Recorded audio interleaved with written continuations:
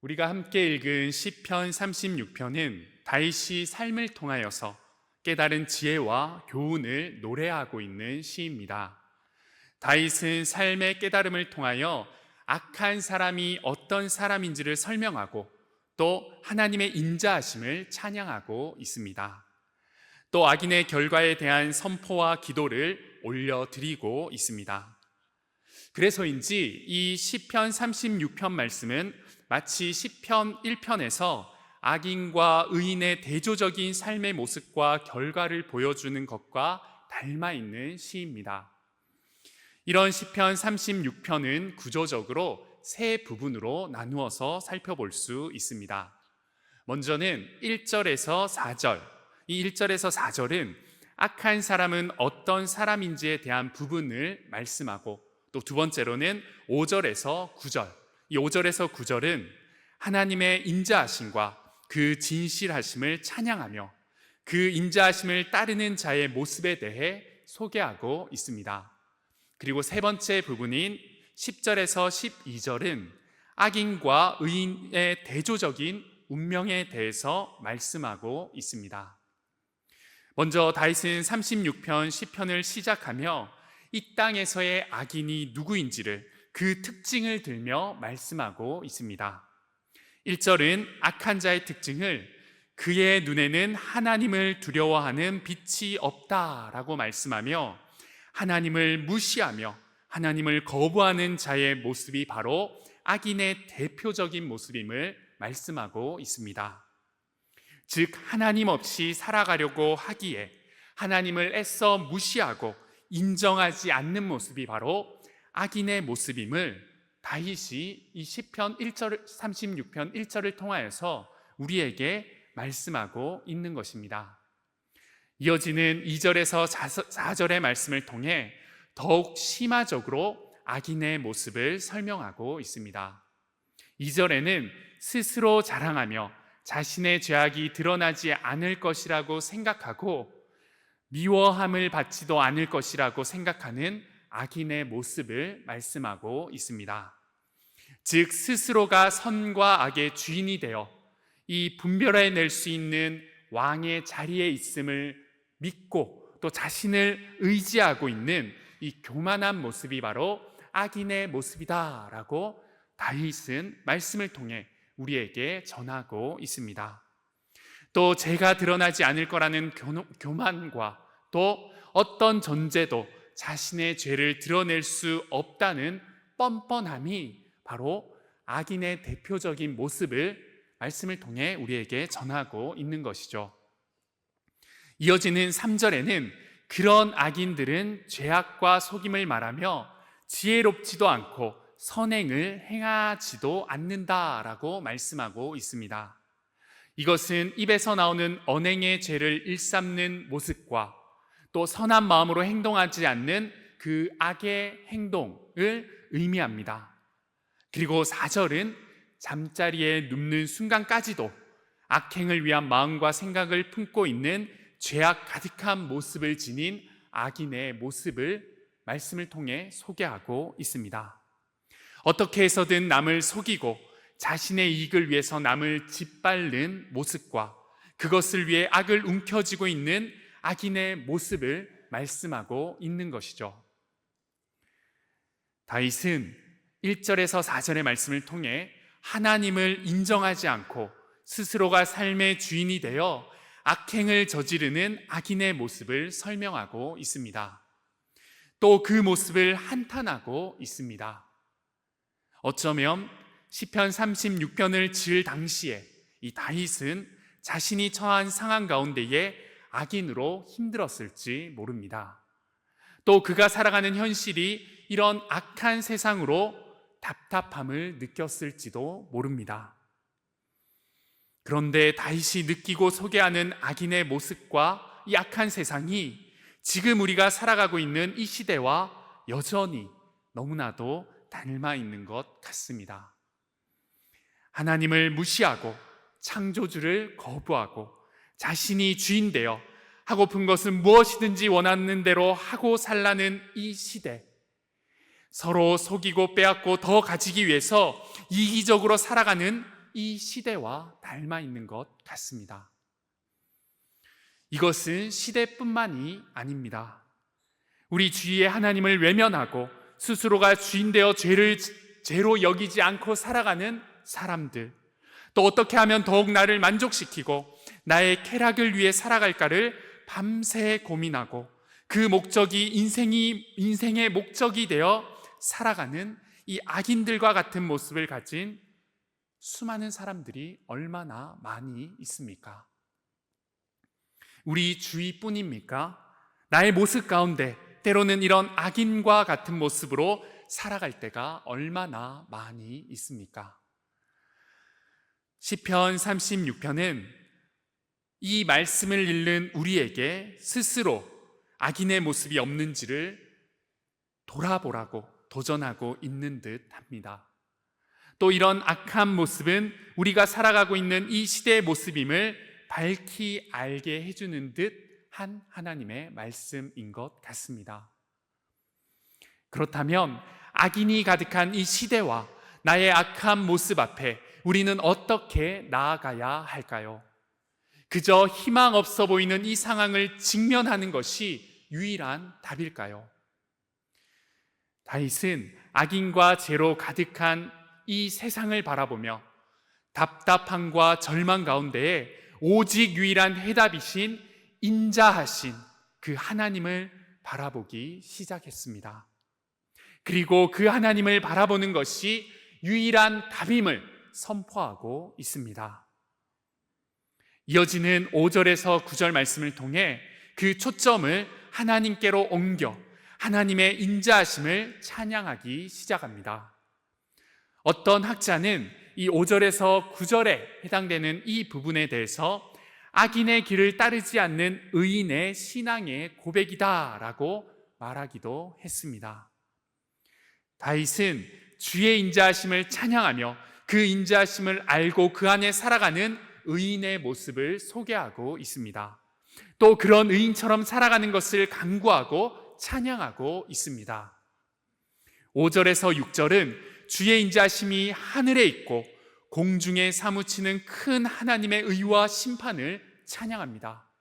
즉 주님을 무시하던 악인의 모습과 태도와는 상반되게 주님의 인자하심이 깊고 넓음을 깨닫고 그것을 인정하는 모습을 소개하며 악인과 대조되는 의인의 모습을 설명하고 또 말씀으로 전하고 있습니다. 이어지는 7절은 하나님의 날개 아래로 피하는 의인의 모습을 말씀합니다. 악인은 자신의 힘과 능력을 의지하여 스스로 자랑하고 성과 악의 왕자의 자리에 오르려고 하지만 이 의인은 겸손히 왕 대신 주님의 날개 안으로 피하는 자라는 것을 말씀을 통해 선포합니다. 이어지는 8절을 통해서도 자신의 것으로만 살아가고 또 자신의 능력을 의지하는 악인과는 달리 자신의 주도권을 내려놓고 주님의 집에 거하며 풍족히 누림을 얻고 해소함을 얻게 되는 자가 바로 의인임을 말씀합니다.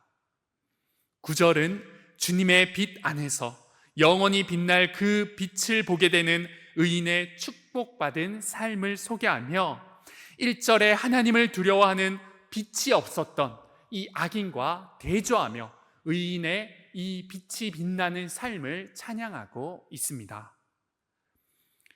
다윗은 5절에서 9절의 말씀을 통해 1절에서 4절에 소개한 악인과 이 악한 세상과는 상반되는 대조되는 하나님, 이 주님을 아는 자인 의인에 대해 찬양하고 있는 것이죠. 다윗은 모든 악한 것과 악으로 가득한 시대가 주의 인자하심을 깨닫고 주님을 의지하며 나아가기를, 또 그런 개인이 되길 찬양하고 있는 것입니다. 세 번째 부분인 10절에서 12절은 결국 인자하심을 따르는 의인의 삶의 결과는 주님의 인자하심과 공의를 넉넉히 누리게 되고 또 악인의 최후의 모습은 엎드려지고 다시는 일어날 수 없는 결과를 맞이하게 됨을 간구하고 찬양합니다. 또 주를 아는 자들에게 끊임없이 주의 인자하심의 자비와 그 공의를 베풀어 달라고 기도하며 이 시편 36편을 마치고 있습니다. 우리는 우리의 모습과 우리가 살아가는 이 세상 가운데에 죄가 넘쳐나고 불의가 가득하며 악의 일들이 비일비재하게 일어나는 것을 바라보며 오늘 시편 36편에 말씀하는 이 말씀을 기억해야 할 것입니다. 하나님을 섬기지 않고 주님의 인자하심을 알지 못하는 자들이 너무나도 많은 이 시대 앞에, 이 세상 가운데에, 또 때로는 우리의 모습 가운데에 우리는 이 다윗의 고백인 시편 36편을 기억해야 합니다. 다윗은 그들을 악인이라고 규정하고 또 한탄하며 시편 36편을 적고 있습니다.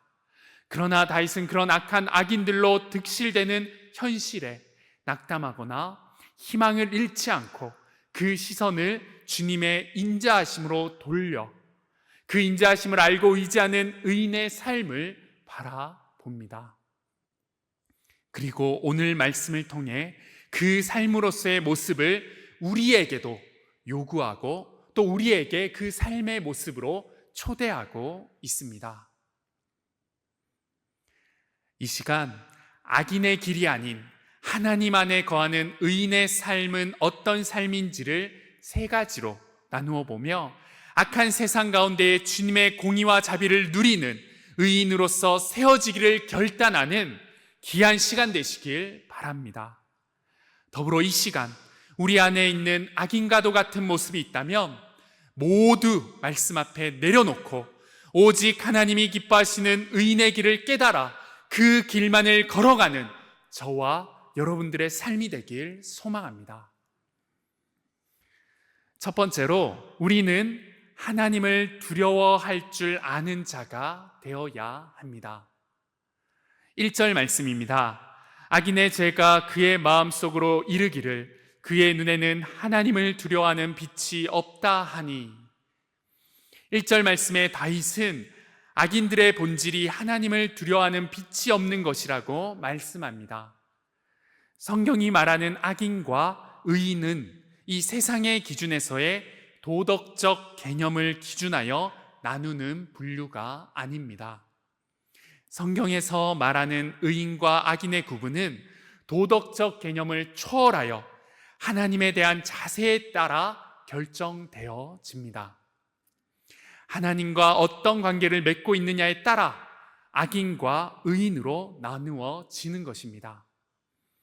성경은 오직 믿음으로 그 의인은 믿음으로 말미암아 살리라 라고 선포하며 말씀이 이 의인과 악인이 하나님에 대한 자세에 따라 결정된다라는 것을 뒷받침하고 있습니다.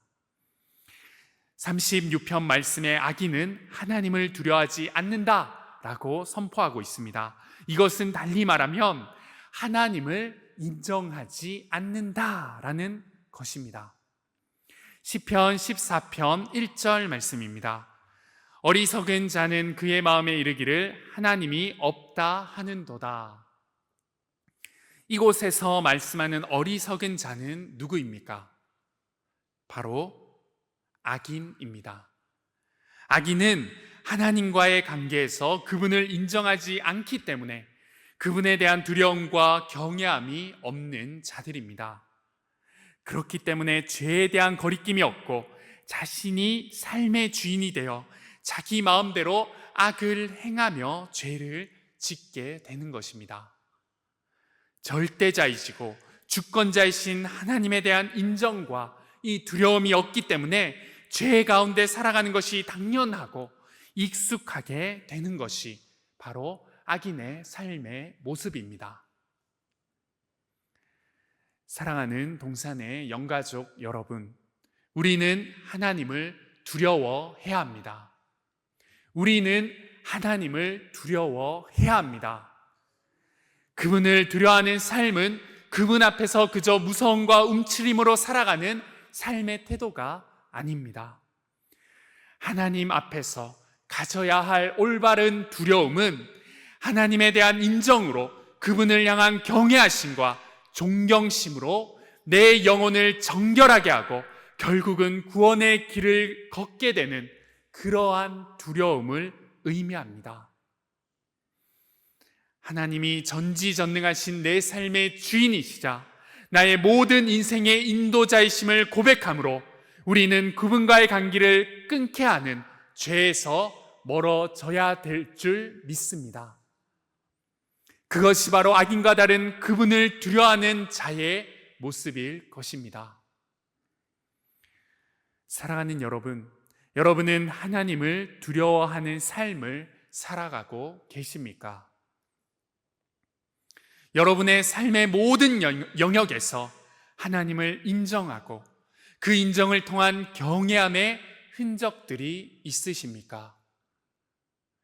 혹 하나님보다 중시 여기며 하나님보다 두려워하는 것이 있어 그것을 의지하고 붙들고 살아가고 있지는 않으십니까? 예수님께서는 마태복음 10장 28절을 통해 말씀하셨습니다. 몸은 죽여도 영혼은 능히 죽이지 못하는 자들을 두려워하지 말고 오직 몸과 영혼을 능히 지옥에 멸하실 수 있는 이를 두려워하라. 아멘. 오직 우리의 몸과 영혼을 능히 지옥에 멸하실 수 있는 이 하나님을 인정하고 그분에 대한 경외와 존경의 두려움으로 이 땅을 살아감으로 말미암아 악인의 길에 선 자들이 아닌 의인의 길에서 승리하며 살아가는 모든 동산의 영가족들 되시길 간절히 소망합니다. 두 번째로 하나님 안에서 의인으로 살아가기 위해서는 주의 인자하심을 아는 자들이 되어야 합니다. 다윗은 5절에 주의 인자하심이 하늘에 있고 진실하심이 공중에 사무친다 라고 말하며 7절에서는 주의 인자하심이 얼마나 큰지 사람들이 주의 날개로 피한다 라고 말하고 있습니다. 또 이어지는 10절에는 주를 아는 자들에게 그 인자하심을 계속 베푸신다 라고 말씀합니다. 그렇다면 우리가 알고 붙들어야 할 주의 인자하심은 무엇일까요? 인자하심에서 사용된 이 원어는 헤세드라는 단어입니다. 우리가 얼마 전 이 수요 또 이 기도회 때 함께 나눈 귀한 말씀에서도 이 헤세드에 관한 부분을 다루었는데요. 이것은 하나님의 언약적이고 신실한 사랑을 의미합니다. 이는 하나님께서 우리의 행위나 공로 때문이 아니라 하나님 스스로가 우리를 너무나도 사랑하시기에 또 그런 우리를 사랑하겠다고 약속하셨기 때문에 베푸시는 하나님의 사랑입니다. 또 헤세드의 인자하심은 넘치는 사랑을 의미합니다. 과분한 사랑을 의미하는 것이죠. 다윗은 이러한 의미로 하나님의 인자하심이 늘 하늘에 있다라고 선포합니다. 하늘에 있다라는 것은 끝이 없다라는 말입니다. 곧 영원하다는 것을 비유하며 하나님의 진실하심과 하나님의 이 영원하신 사랑이 한계가 없으신 그 사랑이 우리에게 임한다라고 말씀하고 있는 것입니다. 모든 것이 변하고 사라져도 하나님의 인자하심에는 변함이 없고 그 인자하시고 영원한 사랑하심이 그 인자하심을 아는 의인에게 임한다라고 다윗은 이 비유를 통해 또 말씀의 선포를 통해 우리에게 외치고 있습니다.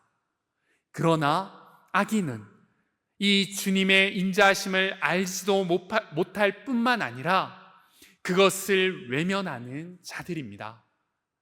그것을 크게 여기지 않는 자들입니다. 그 인자하심 안에 거하지 않는 자들이 바로 악인이다라고 다윗은 말씀하고 있습니다.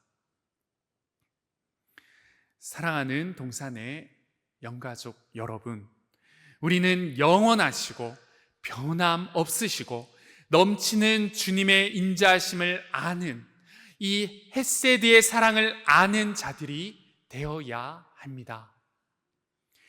하나님은 우리를 사랑하시되 끝까지 사랑하십니다. 우리는 하나님을 배반하기를 수없이 하고 하나님의 말씀에 불순종하기를 밥 먹듯이 하지만 그래도 우리 하나님은 우리를 버리시지 않으십니다.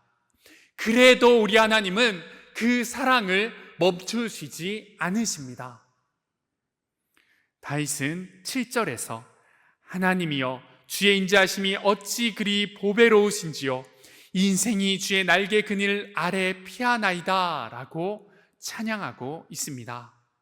영원하시고 변함없으시고 넘치는 주님의 인자하심을 아는 사람은 주님 앞에서 자신의 어떤 행동을 할 때에 그 거절감 때문에 두려워하지 않습니다. 언제든 주님 앞에서 신실하게 그 사랑으로 받아주실 하나님의 사랑을 알기에 믿음으로 담대히 나아갈 수 있습니다.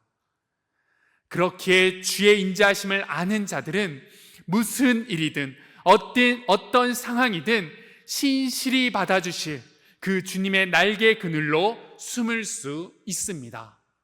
주님의 날개 그늘 아래 숨을 수 있는 은혜를 누릴 수 있습니다. 그것은 기고만장하여 불완전한 스스로를 의지하는 악인과는 다른 인생입니다. 영원하시고 신실하시며 넘치는 주님을 고백하고 그분을 의지하는 인생이 바로 의인의 인생인 것입니다. 그런 삶이 바로 주의 인자하심을 알고 고백하는 자들의 모습입니다. 여러분의 인생 가운데에 때로는 나의 힘과 나의 능력을 의지하고 나의 가진 것을 믿으며 나아가는 모습이 있다면 이 시간 그 모든 것을 내려놓고 오직 주의 인자하심을 신실히 믿고 그 인자하신 주님만 붙들고 나아가는 삶이 되시길 바랍니다.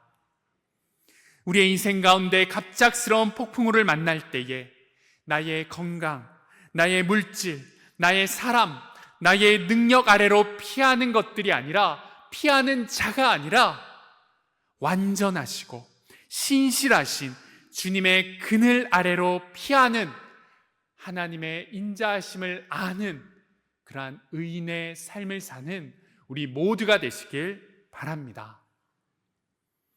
우리 주님께서는 우리가 그릇 행하며 징계를 통하여서라도 우리를 바른 길로 인도하시고 기어이 당신의 약속하신 은혜의 길로 우리를 인도하시는 분이십니다. 우리는 다윗과 같이 하나님의 인자하심을 믿고 그 영원하신 사랑을 알고 찬양하며 나아가는 의인이 되어야 합니다. 그 주님의 인자하심을 믿고 의지하며 나아가는 동산의 모든 영가족들 되시길 간절히 소망합니다.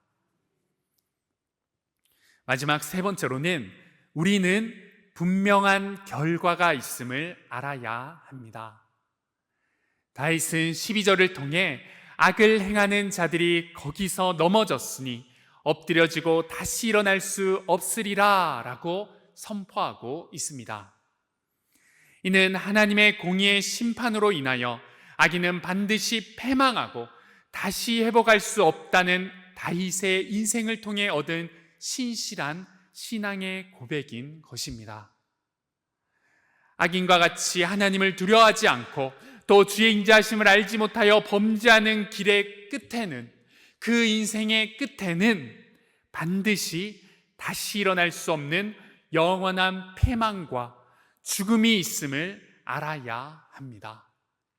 시편 1편 6절은 이렇게 말씀하고 있습니다. 무릇 의인들의 길은 여호와께서 인정하시나 악인들의 길은 망하리로다. 아멘. 의인의 길은 여호와께서 인정하시나 악인의 길의 끝은, 악인의 길은 망하리라 라고 하나님께서는 말씀해 주셨습니다. 성경은 의인이든 악인이든 장차 마지막 때 하나님의 심판을 받는다고 우리에게 말씀합니다. 그리고 그때에는 자기의 행위에 따라 상급과 형벌을 받는다고 분명히 약속해 주셨습니다. 물론 의인은 상급을 받고 악인은 형벌을 받습니다. 성경은 의인이 받을 상급으로 영원한 천국을 말씀하고 악인의 형벌에 대해서는 영원한 죽음이자 그 죽음, 지옥의 형벌을 말씀합니다. 그리고 하나님의 최후 심판대 앞에서 내려지는 결정은 영원한 효력을 가지게 됩니다. 그리하여 의인은 영원히 천국에서 상급을 누리는 반면 악인들은 영원히 이 지옥 형벌을 받게 되는 결과에 이르게 됩니다. 여러분은 어떤 결과의 끝에 서시길 원하십니까? 영원한 하나님의 상급의 길에 서시기 원하십니까? 아니면 영원한 패망과 죽음의 길의 끝에 서기 원하십니까? 바라기는 이 자리에 있는 우리 모두가 악인의 길이 아닌 하나님을 두려워하고 주의 인자하심을 아는 의인의 길에 서서 영원한 하나님의 그 언약의 상급을 누리시는 귀한 삶의 끝에 서시는 하나님의 자녀가 되시길 소망합니다. 그리고 그 상급을 온전히 기쁨으로 넉넉히 누리는 삶이 되시길 소망합니다. 비록 이 땅에서 악인이 흥황해 보이고 악한 세상의 기준이 더욱 옳아 보일 때도 있을 것입니다. 때로는 의인의 길이 참 어렵고 힘들 뿐만 아니라 세상의 가치로는 바보 같아 보이는 길일 때도 있을 것입니다. 이 길의 끝에는 반드시 하나님이 예비해 두신 놀라운 결과가 있음을 잊지 마시고 그 결과의 끝에서 정말 하나님이 예비해 두신 놀라운 은혜, 영원한 상급으로 기쁨을 누리시는 동산의 모든 영가족들 되시길 간절히 소망합니다. 우리가 가야 할, 우리가 바라보아야 할 그 길의 끝에는 주님과 함께 영원히 누리게 될 영광이 기다리고 있음을 믿으시길 바랍니다. 그 믿음으로 이 땅 가운데에 의인으로 삶을 살아내기를 포기하지 않는 저와 여러분들 되길 바랍니다. 그때 우리를 보시며 사랑으로 칭찬하시고 위로하시고 또 안아주시는 그 주님의 은혜를 경험하는 저와 여러분들의 삶이 되길 간절히 소망합니다. 이 시간 말씀을 기억하며 함께 기도하며 나아가길 원합니다.